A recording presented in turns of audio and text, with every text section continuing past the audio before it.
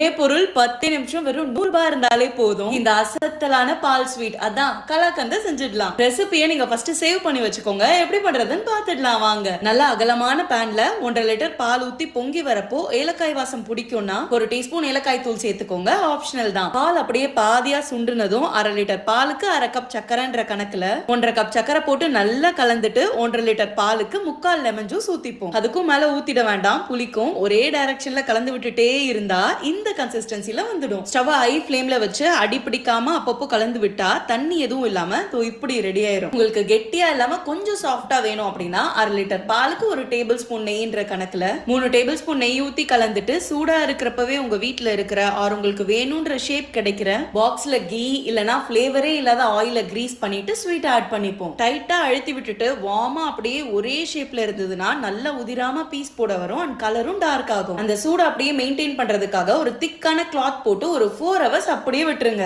நான் வீடியோக்காக உடனே எடுத்து பீஸ் போட்டு காட்டுறேன் பாருங்க. ஆஹா, சூப்பர் டேஸ்டியான கலாக்கந்த் ஸ்வீட் அம்மா ஸ்டைல்ல ரெடி. வெறும் 100 ரூபாய் இருந்தா கூட போதும். ஒரு 1/2 லிட்டர் பால் வாங்கி செஞ்சு சாப்பிட்டு பார்த்துட்டு சொல்லுங்க. ரெசிபியை உங்க ஃப்ரெண்ட்ஸ் அண்ட் ஃபேமிலி மெம்பர்ஸ்க்கும் ஷேர் பண்ணி விட்டுருங்க. இதே மாதிரி எக்ஸைட்டிங் ரெசிபி அப்டேட்ஸ்க்கு பாரதி குக்ஸையும் ஃபாலோ பண்ணிக்கோங்கப்பா. தேங்க்யூ. 2